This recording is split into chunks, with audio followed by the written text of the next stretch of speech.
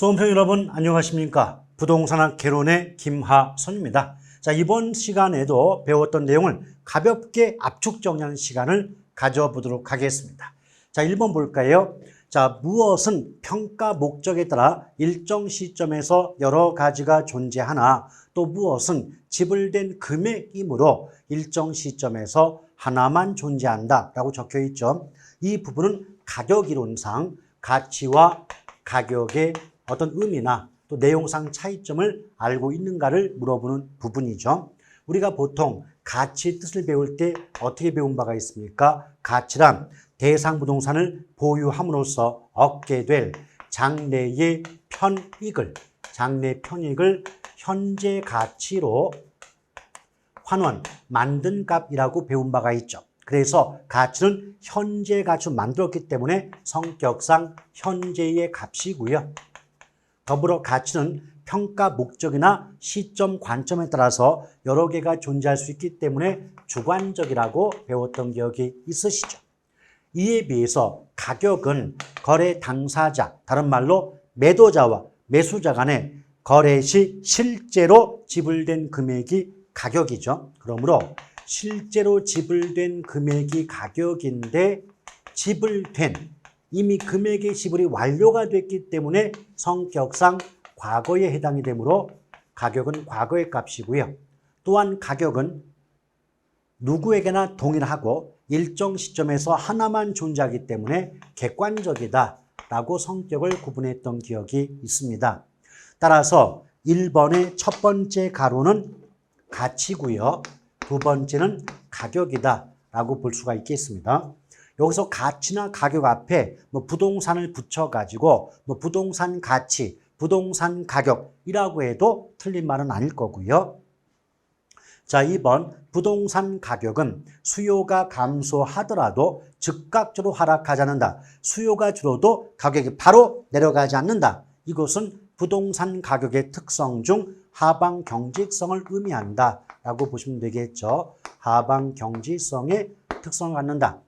우리 가격 이론에서 부동산 가격의 특징을 따지면 크게 문제로서 중요할 수는 없겠지만, 자, 부동산 가격의 특징 첫 번째 뭐다? 교환의 대가인 가격과 사용 수익, 용익 대가인 임료로 구분이 된다. 가격과 임료로 구분된다. 이때 가격과 임료는 원본과 과실의 관계에 있다. 이렇게 말 들어본 적 있으시죠? 또한 부동산 가격은 부동산 자체의 값이 아니라 부동산과 관련된 권리 이익에 대한 대가의 성격을 갖는다라고 배웠던 기억도 있을 거고요. 또 부동산 가격은 단순히 과거나 현재의 이용 상태뿐 아니라 장래의 미래의 이용 상태까지 고려하여 장기적으로 결정된다고 들어봤던 기억 나오시죠? 그래서 장기적 배려하에 또는 고려하에 결정된다.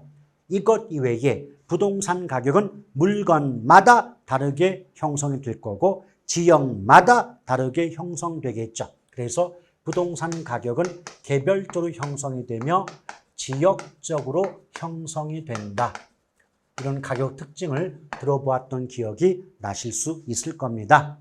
자, 3번 균형의 원칙은 구성요소 결합에 대한 내용으로 균형을 이루지 못하면 원가법을 적용할 때 기능적 감가로 처리가 되겠죠. 그래서 우리가 가격 원칙 중에서 크게 균형 원칙과 적합의 원칙을 들어봤던 기억이 있어요. 이때 균형 원칙은 어긋나면 기능적 감가가 발생하게 되고 또 적합 원칙이 어긋나면 경제적 감가가 발생한다라고 들어보셨죠. 특히 경제적 감가는 외부적 감가로서 얘는 지역 분석에 적용되는 원칙이죠. 이에 비해서 균형 원칙은 내부적인 감가, 내부 구성 요소에 대한 균형을 따지는 원칙이 되기 때문에 개별 분석의 바탕이 되는 기초가 되는 원칙이라고 구분해서 배웠던 기억이 있어야 됩니다. 자, 그 다음 4번을 볼게요. 4번. 무엇이란 대상 부동산이 속한 지역으로서 부동산의 이용이 동질적이고 가치 형성 요인 중 지역 요인을 공유하는 지역이다. 딱 봐도 이미 대상 부동산이 속한 지역이니까 인근 지역이에요. 그래서 우리가 지역 분석을 배울 때 그 지역 분석의 대상 지역은 크게 세 가지가 있었던 거 기억나십니까? 지역 분석의 대상 지역, 인근 지역, 유사 지역, 동일 수급권 이 세 가지로 구분했던 기억 나셔야 되죠. 근데 인근 지역과 유사 지역의 가장 근본적인 차이점은 바로 감정평가의 대상이 드는 그 대상 부동산이 속해 있느냐, 대상 부동산이 속해 있지 않느냐 이걸로 구분되죠. 그래서 인근 지역은 대상 부동산이 속한 지역인 반면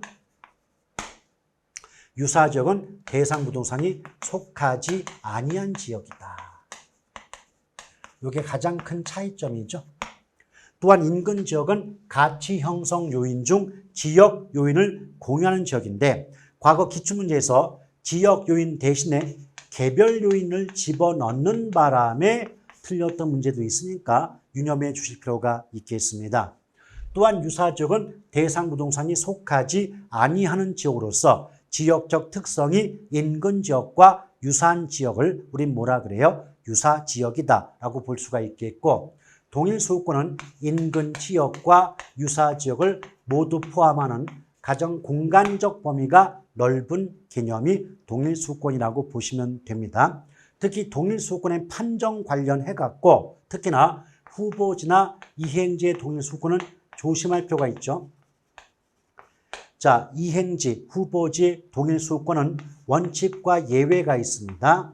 원칙은 이행 전환 후에 토지 종별과 일치한다고 보시면 되는데 예외가 뭐냐? 예외는 성숙도가 낮은 경우예요. 자, 성숙도가 낮은 경우는 이행 전환 전에 토지 종별과 일치하는 경향을 보인다.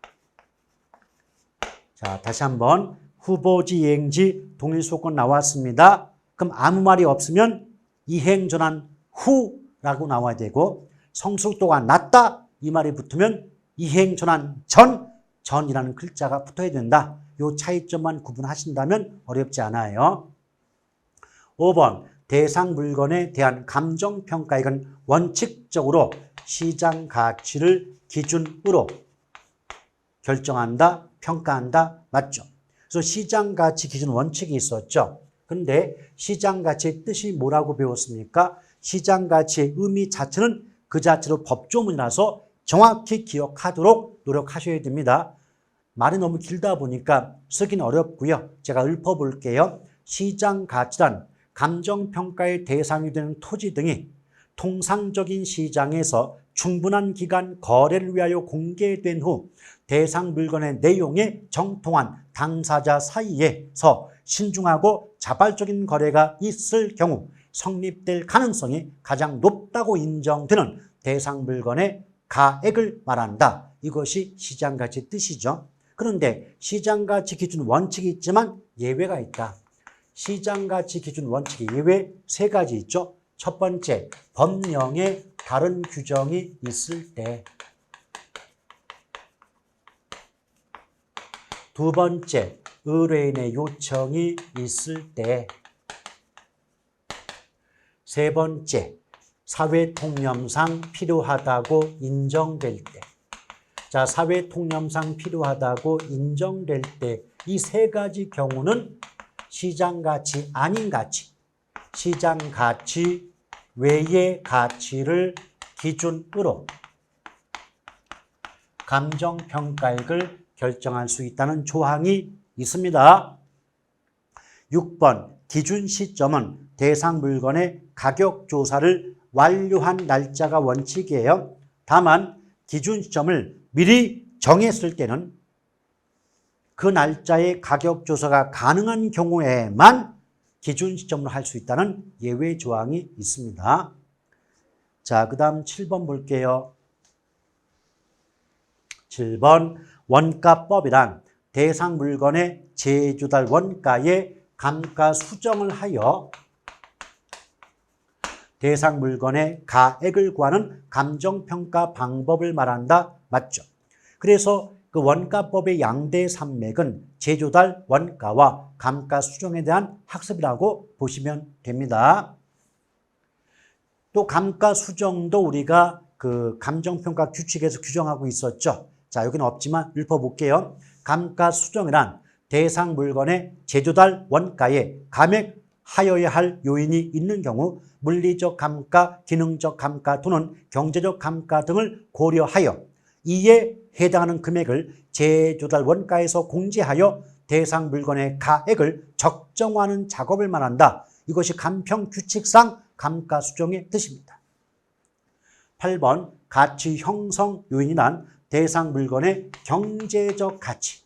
절대 시장 가치 그러면 안 돼요. 경제적 가치에 영향을 미치는 일반, 지역, 개별 요인 등을 말한다라고 감평규칙의 규정, 법이에요. 법. 9번 건물과 토지를 일괄. 자, 우리가 물건별 감정평가 방법을 구분하고 외우실 때 일괄 이 말이 붙으면 정답은 거래사례비교법이라고 말씀드렸던 기억 나오시죠? 그래서 일괄자 나오면 거래사례비교법을 답으로 하시자. 10번 감가수정 방법 중 계산이 가장 간편한 건 정액법이에요. 왜냐하면 매년 감가액이 일정함을 전제로 감가수정하기 때문에 계산이 간편하고 이해가 쉽죠. 그러나 실제 감가와 일치하지 않는다는 단점이 있기 때문에 관찰감가법 등을 병용, 함께 사용함이 바람직하다는 내용을 정확히 좀 기억해 둘 필요가 있겠습니다. 또한 이 정액법은요, 매년 감가액이 일정하다는 관점에서는 균등삼각법이라고 하고요. 또 감가 누계액이 경과년수에 정비례해서 증가한다는 관점에서는 직선법이라는 말을 쓰기도 합니다. 아시겠죠? 자, 이렇게 해서 배웠던 내용을 가볍게 정리하는 시간을 가져봤고요. 그동안 이제 요약 수업 듣느라 대단히 고생 많으셨고, 다시 한번 용기 잃지 마시고 힘을 내셔서 목표를 향해서 열심히 달려가시는 수험생 여러분이 되시기를 간절히 기원합니다. 대단히 수고하셨습니다. 고맙습니다.